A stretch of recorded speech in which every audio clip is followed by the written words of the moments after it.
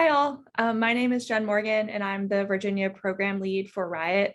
Welcome to the Riot Lunch and Learn series, the place where we spotlight Riot sponsors. Today we have with us Jill Scott from Nextup Solutions talking about defending your digital assets from the cybersecurity attacks. Just a couple of quick reminders for today's Lunch and Learn. This event is being recorded and will be posted to the Riot's YouTube channel and uploaded to the meetup page where you all registered for this event. If you have any questions throughout the presentation, I will be monitoring the chat. Please put your questions in the chat. And if you have any questions during the presentation, Jill has offered to answer them during it, and I will be able to relay those questions to her. Please keep yourself muted throughout the event, and I will turn it over to Jill to get started. Thank you. All right, great. Thank you, Jen. I'm going to share my screen. So as Jen mentioned, talking about defending your digital assets from security attacks. My name is Jill Stott. A little bit more about me.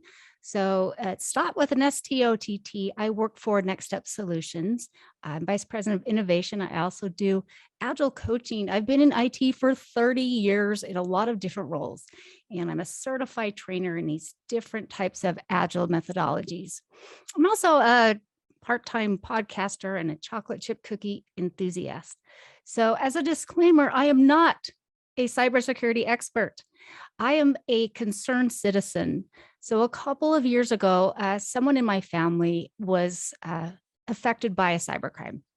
And this person lost a substantial amount of money. And it was devastating, not just from the financial aspect, but just the emotional toll, feeling like a victim. And when that happened, I just got really invested in what can just regular people like us, how can we protect our assets, whether it's our personal assets or those of our organization or both. It's out there, it's happening, it's something very important and I'm passionate about. So I'm glad that you're here to join me for the next hour. So Nextup Solutions, just a little bit more about the company I work for. It's based in Arlington, Virginia, and we provide Agile training. These are the different training things we offer. If you've heard of Scrum or Kanban, we do a lot of really excellent training for organizations and individuals. We also provide coaching. If you work at a company, you think, we really need to improve some of our processes and our systems, bring in Agile. How do we go about one of those transformations? We have really qualified coaches that are excited to come and help you do that. And then another component is this group called Acceleration. It's underneath the Nextup Solutions umbrella, and they hire people who don't have degrees yet, but they're working towards their computer science degrees, and they provide new solutions for organizations who want a lower cost, super high quality application, for example, on the web. All right, let's begin with a story about cybersecurity. And you may have heard this story before because it was in the news. So it's about the SolarWinds Hack, if you've heard of that before. So SolarWinds is a company that provides networks and infrastructure monitoring for a lot of different organizations around the world. And they have a specific product that they sell. It's an IT performance monitoring system called Orion. Now, Orion has privileged access to IT systems that obtain log system performance data. It's really a lot of information that they have. It's on an easy target, a lucrative target for people around the world to come and get some of those assets. So in 2020, at the end of 2020, Orion was hacked by some suspected nation state hackers. They're still investigating it. And it is known as one of the biggest, if not the biggest, cybersecurity breaches of the 21st century. So in this hack, the SolarWinds organization, the hackers gained access to all of their network systems and data of thousands of SolarWinds customers. And it's an unprecedented breadth of cybersecurity, non-cybersecurity. So what happened is some of the the entities who they worked with. They worked with government entities like the Homeland Security Office, and the Treasury were affected. Private companies such as FireEye, Microsoft, Intel, Cisco, and Deloitte also suffered from this attack. And it was scary. Like, they were found out, they weren't able to detect it soon enough. So these people were going in and pulling this really important information from our government and not even sure exactly what they were going to do with it. So it was a huge eye opener for the entire globe, saying, whoa, we have so many vulnerabilities. We got to do things better. So as far as cybersecurity crime goes, it's escalating. It's continually becoming a larger problem. So if you look here, this is from the FBI Internet Crime Report. They have a really cool website where they track this information as far as reports that they've received from customers and organizations. So you'll see how quickly it's expanding in the last 5 years. In 2017, there were 300,000 reports with the cost of about 1.4 billion. In the 2021, it's more than doubled. Now we have 9.9 billion lost to cybercrime. So it's a significant amount of money that is at risk. So the average cost of a single data breach. So this is information, global information from the IBM Security Report 2021. Now, to put this in context, I looked on the internet, and if bank robbery. So the average cost of a physical bank robbery, if I'm going in there, I'm going to rob a bank, it's about $6,000 to $8,000. That's a lot of money. But the average cost of a cybersecurity data breach is much higher. The average is going to cost you $4.24 million. And why does it cost so much? So if you see this little chart here, just the cost it takes to detect and escalate that, right? You're paying your people in your organization, hey, stop doing this, and now you need to work on this emergency that we have. That costs a significant amount of money, particularly if you're a large corporation like SolarWinds, who then has to contact all of their other entities that they work with and mitigate the problem. Oops. Yeah. And then post breach. Okay, now that this has happened, how do we go about making it not happen again and potentially handling lawsuits, because some of our customers aren't happy with us and now we're going to be sued. So that's a huge cost as well. And then your business cost, that's a huge component as well. So all those different factors lead into this huge cost for a large cybersecurity data breach. Even if it's a small one, it's going to cost a substantial amount of money to your company.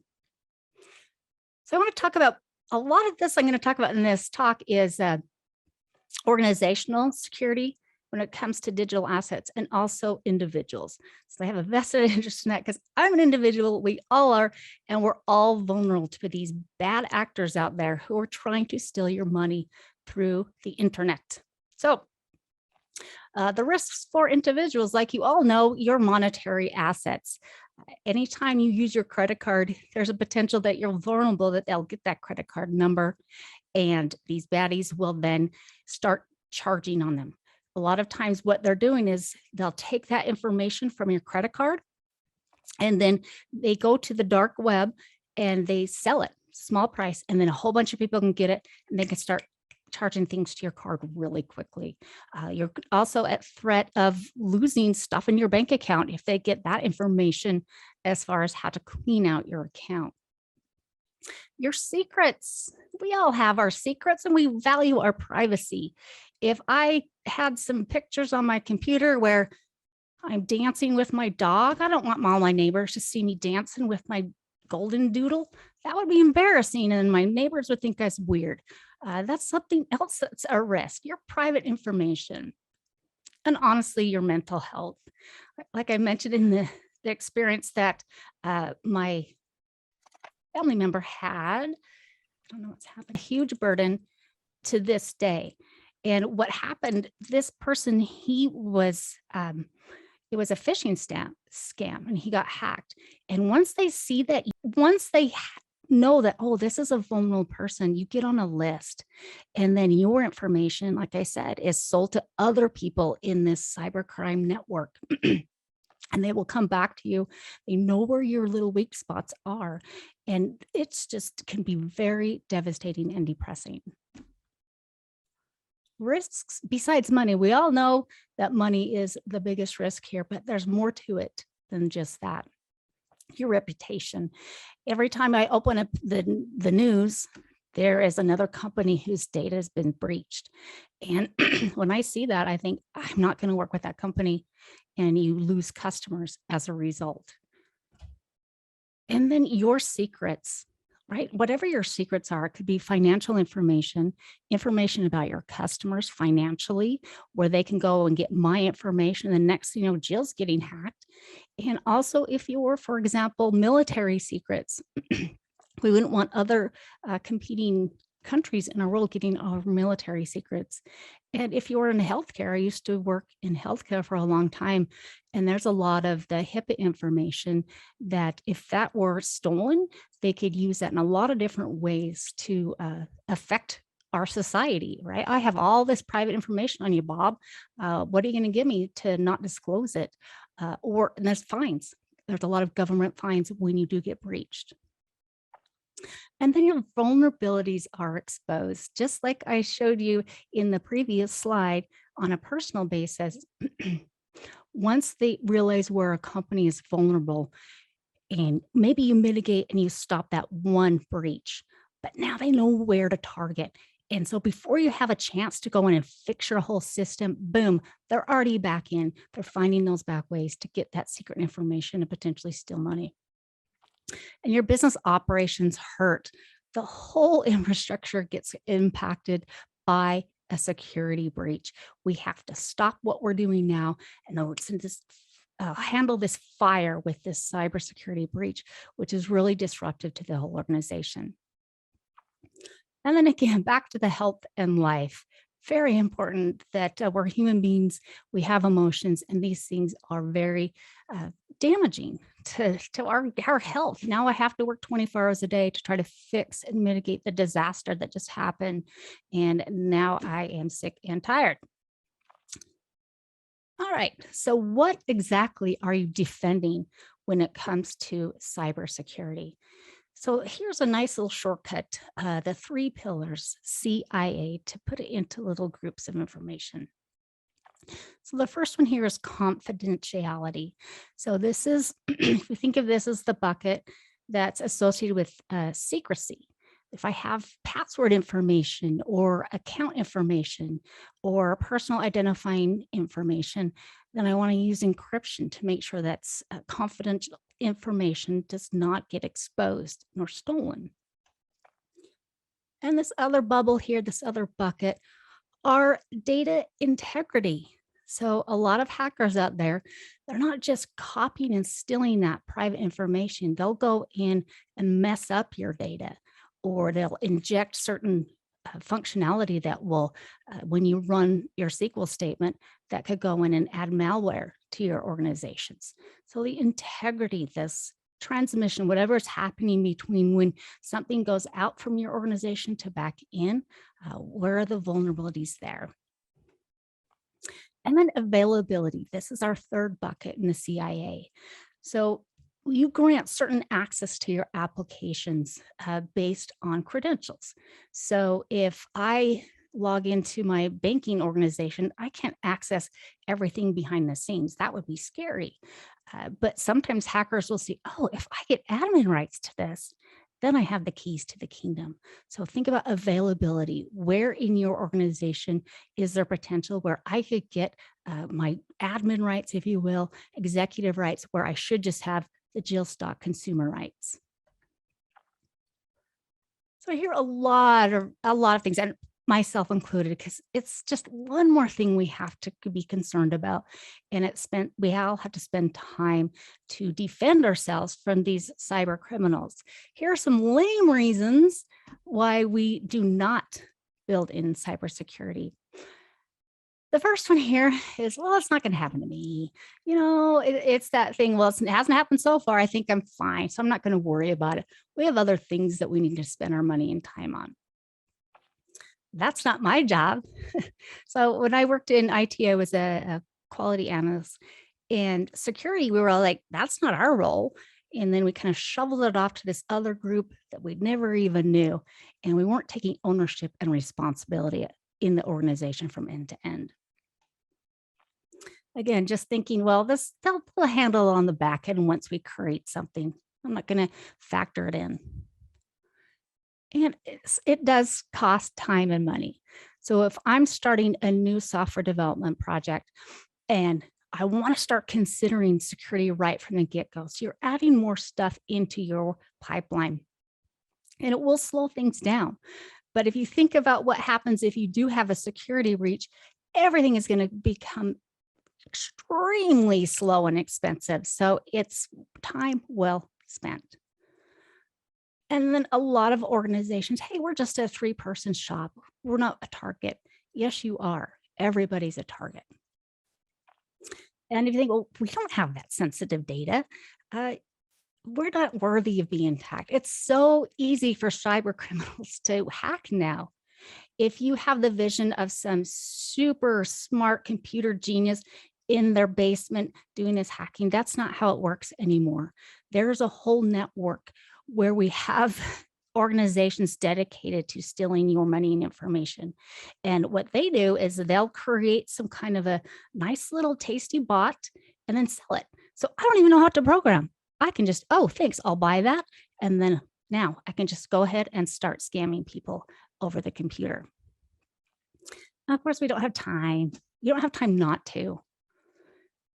And this actually is an interesting one. Well, it's cheaper for us to pay the fines or take the hit than pay for real thorough security defense. And maybe in some cases, it's a calculated risk. For example, my credit card gets stolen on a regular basis. Must be doing something wrong. I should know better. And they just accept that as a sunk cost. So luckily, they notify me. They eat it. But it'd be cool if they could stop it somehow, right? And in 2020, a lot of the cybersecurity crimes really escalated. There's a lot of reasons why, but part of it was a lot of companies realized, oh my goodness, since we can't work from the office anymore, we're going to have to change and we're going to have to host all of our applications on the cloud. And many people did that quickly, and maybe they didn't know exactly what they're doing and they were not configured right. And so the criminals were able to get their information and compromise them. And what if we just don't have the expertise? And that, again, it's worth investing in. People that you are working through your system, send them to training, help them practice. If you can afford it, hire some cybersecurity experts to come in and bake that into your pipeline. All right, so who are these bad actors? The baddies. Who's out to get our money? So traditional, if you think about these individual hacktivists, if you will, they are wanting that illegal profit. These are the ones who are looking to steal your credit card information and clean out your bank accounts and maybe even your 401k and take advantage of business competitors. Oh, I know this guy over here who sells motorcycles. What can I do to bring this person down? And I'll just use the computer and nobody will ever find out it was me. And then some people just do it for fun.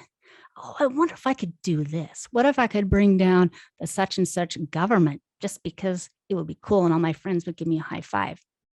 Or ego makes them feel good about themselves, or potentially pushing their specific political agenda. And then we have our nation states.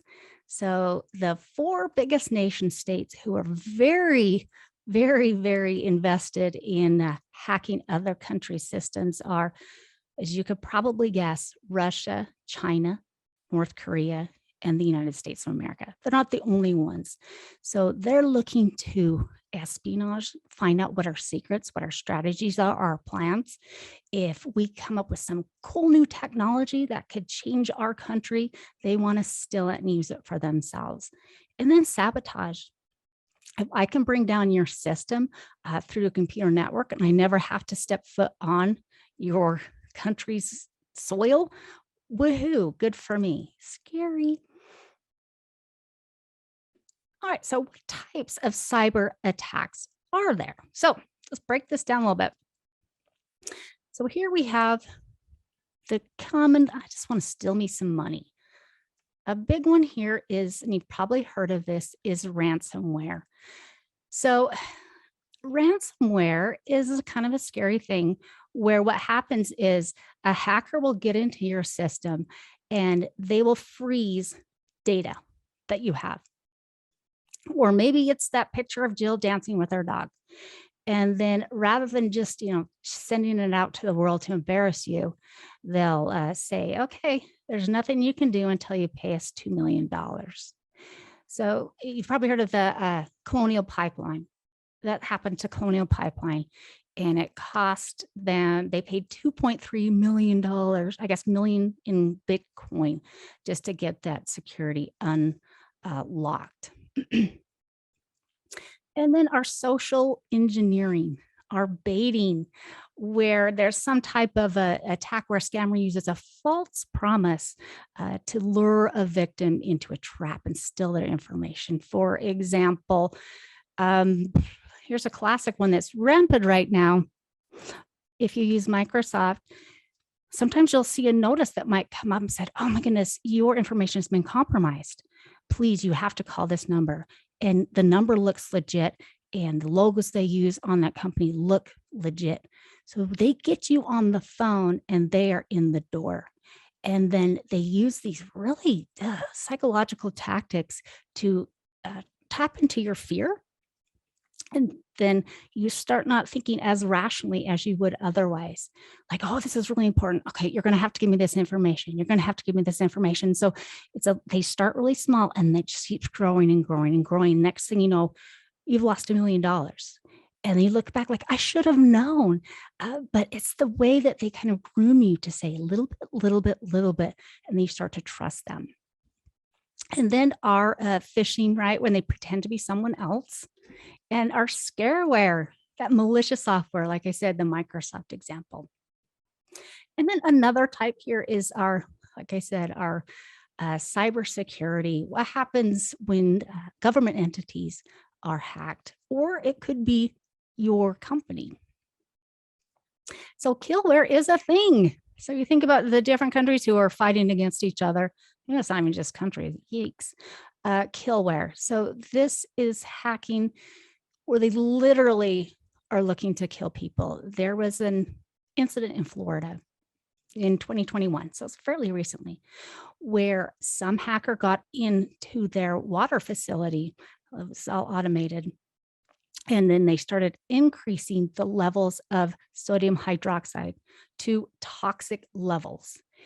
And if it got to the point where it was so problematic, it would have killed people who were drinking this water. Fortunately, one of the techs there noticed that this isn't right, was able to nip it in the bud. But scary how they have now, with everything interrelated through digital assets, we have a lot more vulnerability to people in the entire world. So of course, stealing our data and our secrets, lock them out. I have this great thing that I've set up to do my business. Now I can't even use it because it's been frozen. And then that could be something your competitors could do. I can't do work now. I can't even run the cash register because some hacker came in and blocked all of our access to our information and our services. It can also affect your customers, just like the SolarWinds example I shared earlier. It's not just affecting you. They can then take this malware, these little bots that go in and steal all of your awesome data or just mess it up. And then now our customers have this same virus. It's very damaging. Just complete sabotage, right? We just want to get rid of this competitor, if you will. It's modern warfare. That's just how the wars will be fought. Actually, at least no one dies. All right, so let's talk about defenses, right? What kind of defenses can you set up? Unfortunately, once something happens, once you've been breached, the likelihood of ever finding out who did it and prosecuting them is basically zero. Maybe there's one or two incidents, but you go to the police and say, hey, this dude stole $1 billion. Oh, I'm sorry, I'll put it in our report. There's nothing you can do about it. So the most important, you still report it though. The most important thing is to set up your defenses. So some red flags that you should always be aware of. You may all be ready, but it's always good to have a reminder. So be wary if any company is just contacting you over your phone or your text or email directly. And that's not normal, right? They shouldn't be doing that. If I see one of those, I delete it. I don't even respond to phone calls, for me personally, that numbers I don't know. If you get some type of an email and the email address is a little bit misspelled, it could be somebody trying to emulate some other company to get your information. So delete those. Another big scam here is that, especially with rate reduction, your credit card, we can reduce your rates. That's always a scam. Do not fall for that. It doesn't work that way. I don't know about you, but about every day I get a spam on my text about, we need your social security number, or we've got these great benefits of how you can get more money. Those are always a scam. The IRS will not reach out to you individually, and they will not ask for that information. And then our unsolicited government correspondence. So anything related to the government, they're not going to reach out to you and ask you for your credit card, your social security number, your passwords. They will not do that. The FDIC, or if it's any type of entity, please be aware of that. And a rule of thumb, a lot of the baddies out there, they rather than just having you pay them money, because then that could be, they could see that line of, oh, well, so-and-so gave $1,000 to this entity. Now we can find this baddie. They're too smart. So what they'll do is coerce you into getting these gift cards, buying these gift cards. And that's how that money can't be tracked. It makes it a lot harder for us as individuals, but easier for the bad guys. So here's some defenses. Personal, a credit monitoring service. There are some free reputable services that can alert you anytime there's some suspicious behavior as far as your accounts go. A lot of banks, I'm hoping most of them do, have that built in for your credit cards, where as soon as there's some weird activity, I get an alert that says, whoa, I think there's a problem. Please call me immediately. Routinely check your bank statement. You could look in there and say, oh, there's a really small charge. This looks odd. I don't remember buying from that location, but it's only like 5 cents. I'm not going to worry about it. So what could be happening is they're testing it, saying, oh, can I actually access his account? Yes. And the next one's going to be a lot bigger. So please be looking at those regularly. You can also freeze your credit reports, which this was news to me. I didn't know this until just a few months ago. So you have, if there's 3 different credit bureaus, and you can sign in and you can have your credit report frozen, and nobody can create an account, any type of account in your name when that happens. Now, the good thing is you can unfreeze that. So like, oh, I need to make some changes or whatever. You can unfreeze, but nobody else can. Again, set up your alert. So the billionth time my credit card information was stolen, I set up an app on my phone that for every purchase, I'd get an alert. I would verify it. It was a pain. I'm not going to lie to you, because we put a lot of money in our credit card. Public Wi-Fi. Don't use public Wi-Fi. I just say don't. Some people just say, just be cautious of it. So if you're at McDonald's, and I used to do this all the time, and I get my laptop and I get my McDonald's shake, and then I would log into my work stuff. and using their Wi-Fi. So what these hackers can do, they'll be sitting there at your McDonald's and they will mimic McDonald's Wi-Fi information.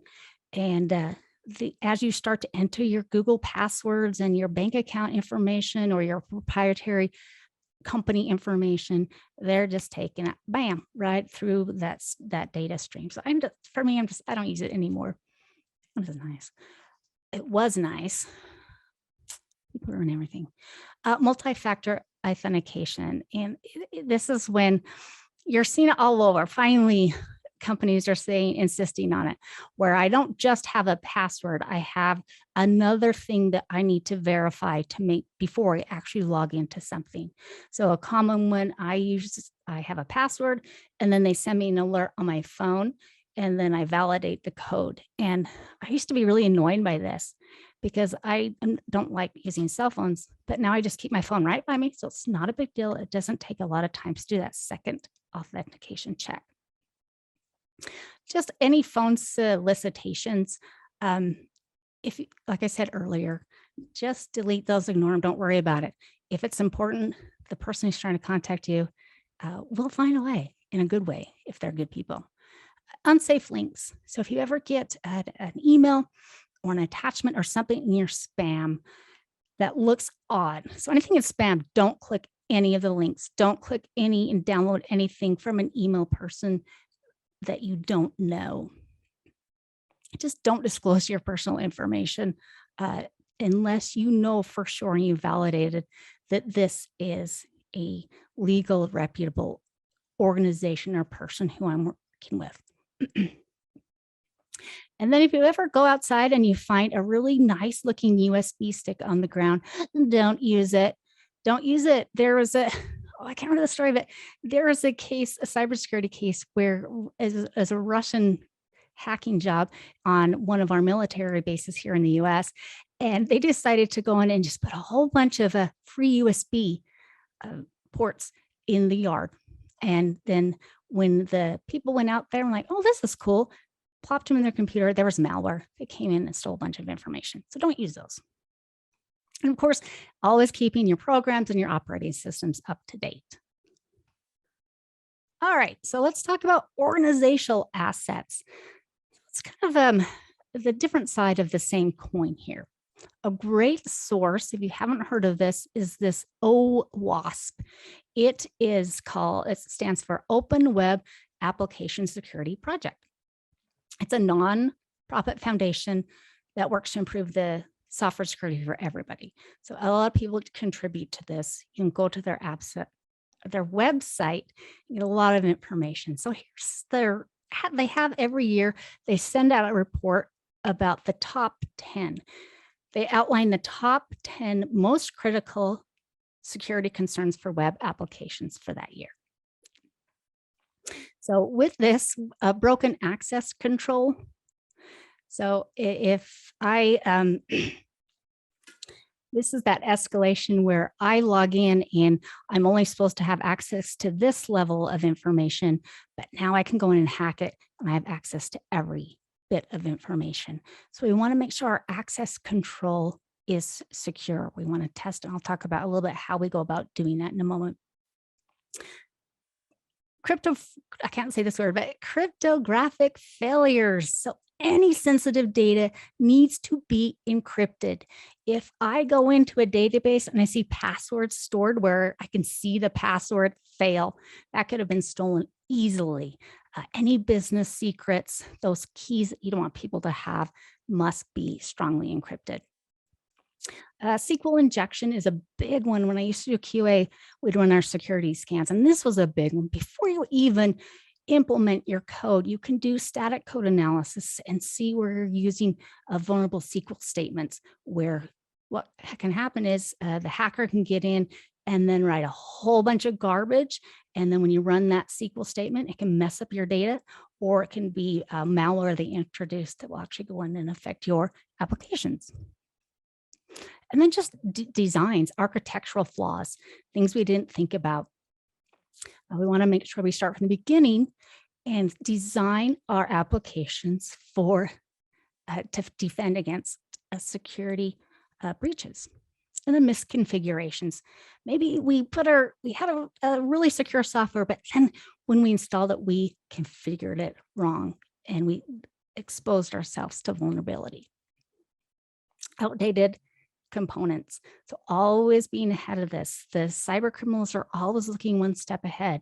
We find a block, they find a way around it. So it's not something you can do once and then never think about it again. And then our identification and authentication failures. So you think about, this is just the same thing as before. Our weak passwords that we use when we sign in can easily get hacked. So insisting on multi component authentication, also insisting on using strong passwords and things like that. And then our logging and monitoring failures.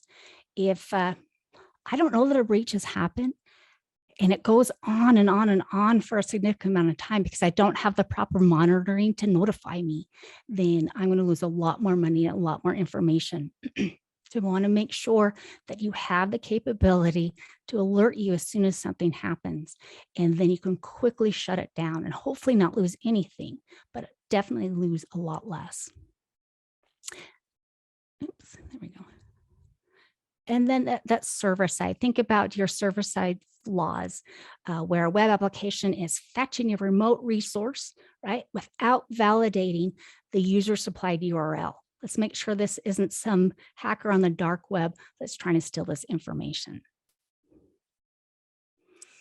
So threat modeling. So those of you who work in a software development organization, if you're creating new applications, here's a couple of the steps here. This again comes from this OWASP.org. Oops. Oh, my turn. Decompose the application. So thinking from beginning to the end is modeling it out, getting everyone involved in who's creating this new feature, this new application, and decide, okay, how is this going to be used? What will be the entry points and exit points where information is leaving our system and going out to another system? So you're mapping out where you could potentially have holes where hackers can get in. And once I understand that, how it all works together, how all the moving pieces work, then as I start to build it, I'm going to build in security along the way. So a lot of companies do this called a determine rank and threats. So what kind of threats do we think we may be vulnerable to? And with each of those, I want to decide, well, what is the risk of such and such risk happening? What is the risk of this other?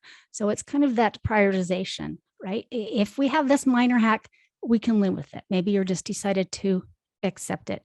If this happens, this is catastrophic. We want to invest a lot of time and money into mitigating those security risks. And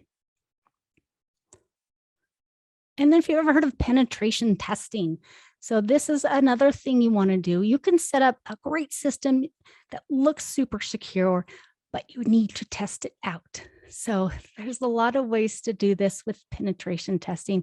You do want people who are doing this who know how to hack, if you will, ethical hackers. So you think of external testing. So I want to see if I can hack into your system from an external source. So not just within my little organization, but out somebody who's outside of it. Test that and see if you can find vulnerabilities. And then our internal testing. A lot of cybercrime isn't from these, masked villains. A lot of them are inside your company. So I want to make sure that inside my organization's network, that there aren't any vulnerabilities. And then what they call blind testing. So this is that really ethical hacker. So I don't have a script at this point, and I am just working to see what I can do. I'm thinking about all these different techniques and seeing where I can hack into your data and into your information and see what I can do to break it. And then our double blind testing also, let's see if you've heard of red, green, blue teams.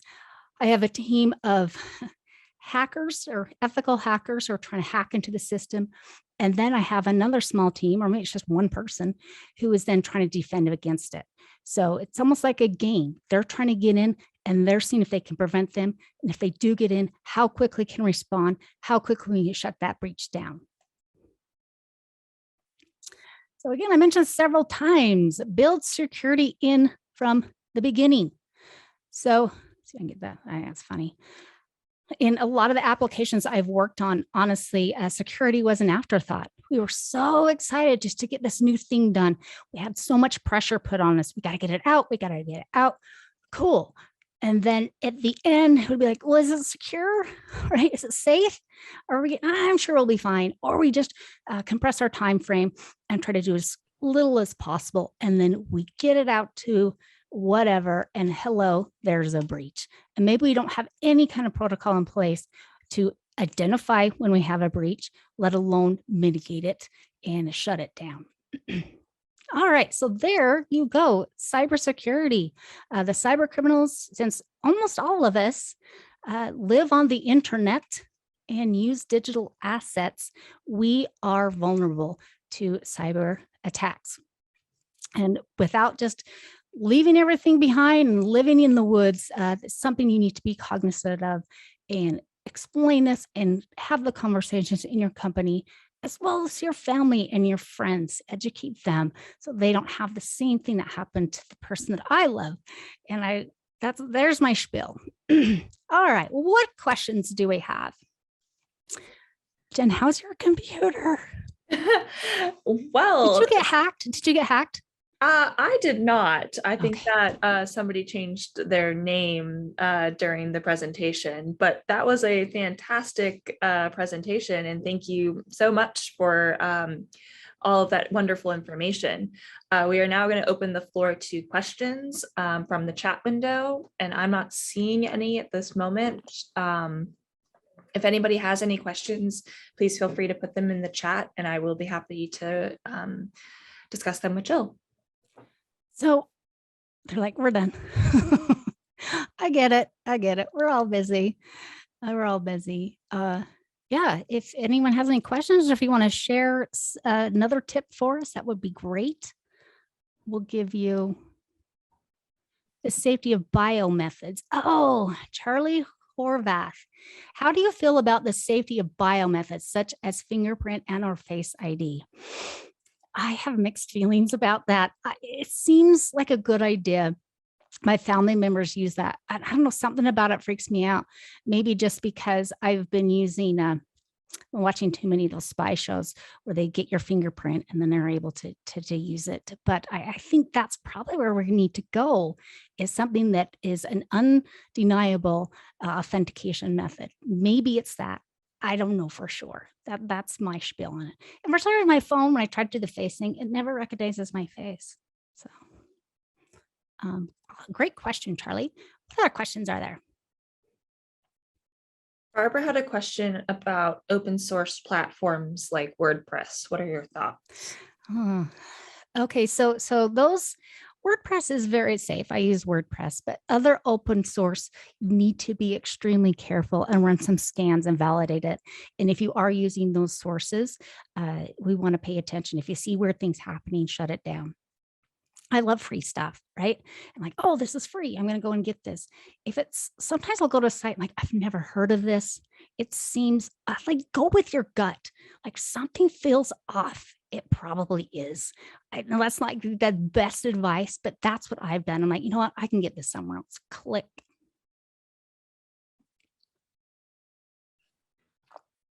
Which antivirus software do you personally use? Oh, hey, Alex, how's it going? Yes. So I use McAfee, right? I use McAfee mostly just because that's what I've always used. It's fine. It doesn't do everything I wish it did. A lot of the security, honestly, isn't just with the operating system that you use or the security you have on your box. It's also integrated, like Google has tons of security integrated into their website. So be aware of what website you're going to, or who's hosting it, I should say, could also indicate a vulnerability. Good question. There's so many. I'm like, I don't want to pay a whole bunch of money either. Seriously. Then they want me to renew it. So yeah. Are there any other questions for Jill at this time? Hi, can you hear me? Hey, Shiraj. Yes. Yes. So one of the, I mean, I know I missed one of the beginning few minutes, so I'll catch up later from the recorded session. But most of these vulnerability that happen or attacks happen in from external threat actors is because there is a lack of awareness in social engineering attacks things and all those things. So should we secure our assets or environment, everything, right from the work from home environment, from home as well as office and mobile phone, because people use Microsoft Teams for the mobile phone as well.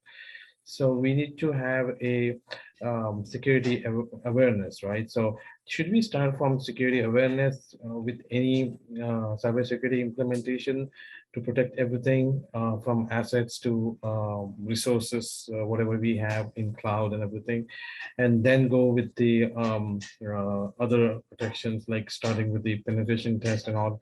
So where do you begin actually the cybersecurity path? So I would start with everything, that modeling in everything. So here's our system, yes, but where are people using the systems? If it's still at home using their personal Wi-Fi, there's a vulnerability. I love to do systems mapping, but getting in a room or a virtual room and creating that landscape to see where different people are accessing and hitting your product. And I love that you brought up the fact about people working from home.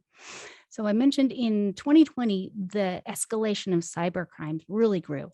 And there's a lot of reasons why, but one of them was just what Trav mentioned, that now we have different vulnerabilities that the customers or the companies didn't consider.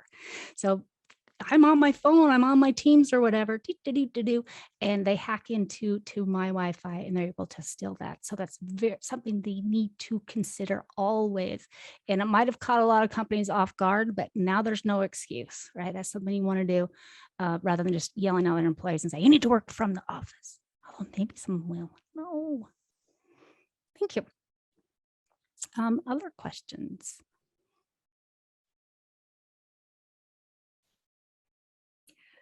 I'm not seeing any other questions. Oh, one more from Alex.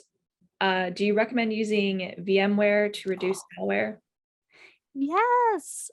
Oh, my good friend VMware. Yes, it can, but that they can still be vulnerable. But if you have them on a closed network, it'll be more secure. Also, you could do Docker images and things like that, which are really cool. I'm really getting into those in order to just not on a physical machine. Good question.